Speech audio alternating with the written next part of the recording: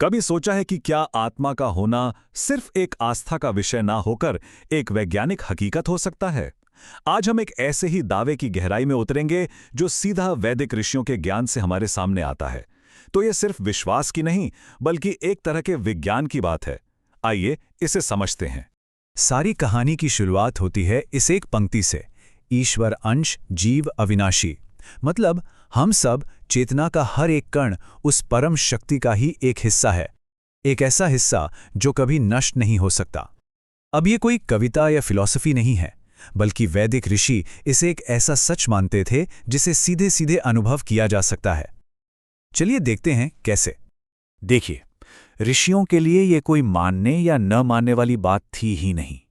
उनके लिए आत्मा का अस्तित्व उतना ही सच्चा और वास्तविक था जितना कि सूरज का उगना। एक ऐसा फैक्ट जिसे देखा जा सकता है, एक यूनिवर्सल ट्रूथ। और ये नजरिया, ये तो सब कुछ बदल देता है। तो फिर सबसे बड़ा सवाल यही उठता है कि अगर ये एक फैक्ट है तो इसे साबित कैसे किया जाए, इसे वेरीफाई कैसे कर सकते हैं। और बस यहीं से ये पूरी बातचीत बहुत ही दिलचस्प हो जाती है, क्योंकि ये हमें आध्यात्म से सीधे विज्ञान की दुनिया में ले जाती है। इसका जवाब छिपा है वेदों को देखने के हमारे तरीके में। अगर हम उन्हें सिर्फ धार्मिक ग्रंथ न मानकर वैज्ञानिक घोषणाओं की तरह देखें तो ये एक बहुत बड़ा आइडिया है जो इन प्राचीन ग्रंथों को समझने का एक बिल्कुल नया दरवाजा खोल देता है। और इसी की चाबी है ये कॉन्सेप्ट, विज्ञानमयी उद्घोष। इसका सीधा सा मतलब ये है कि वेदों में जो बातें कही गई हैं वे जांचने योग्य हैं, वे टेस्टेबल हैं। लेकिन आप इन्हें किसी टेस्ट ट्यूब में नहीं परख सकते। इसके लिए एक अलग तरह की लैब चाहिए, और वो लैब हमारे अपने अंदर ही है। और यही बात इस कोट में साफ कही गई है, वेद विज्ञानमय उद्घोष है। अगर ये सच है तो इसका मतलब हुआ कि हमें इस विज्ञान को समझने के लिए एक बिल्कुल अलग तरह के विज्ञान और एक अलग ही तरह के वैज्ञानिक की जरूरत है। तो सवाल यह है कि क्या कोई भी इस विज्ञान की पड़ताल कर सकता है? स्रोतों के अनुसार नहीं।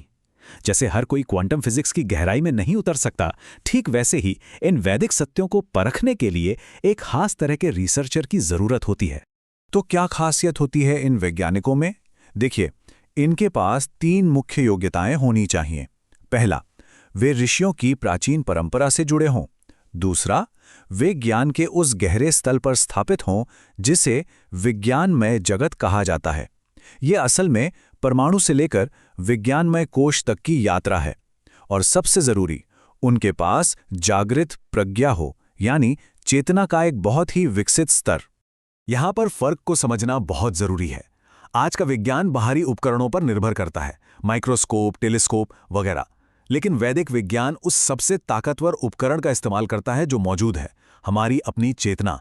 यही वो प्रज्ञा है जो हकीकत के उन गहरे सत्यों को देख सकती है जिन्हें कोई मशीन कभी नहीं देख सकती। ये तस्वीर मानो इन्हीं 2 दुनियाओं के संगम का प्रतीक है। ये विश्वास बनाम विज्ञान की लड़ाई नहीं है, बल्कि ये 2 अलग अलग वैज्ञानिक नजरिए हैं जो हकीकत के अलग अलग पहलुओं को जांच रहे हैं। एक बाहरी दुनिया को और दूसरा हमारी भीतरी दुनिया को, यानी मानव शरीर की उस शिव शक्त्यात्मक रचना को। तो निचोड़ यह है कि वैदिक विज्ञान असल में चेतना का विज्ञान है। इस पर आप सिर्फ बहस नहीं कर सकते या सिर्फ विश्वास नहीं कर सकते, इसे अनुभव किया जाता है। ये ईश्वर अंश जीव अविनाशी का एक सीधा प्रत्यक्ष अनुभव है जो उन लोगों के लिए पूरी तरह से वेरीफाइबल है जिन्होंने अपनी चेतना को उस स्तर के लिए तैयार कर लिया है। तो हम इस एक सवाल के साथ आज की बात खत्म करते हैं।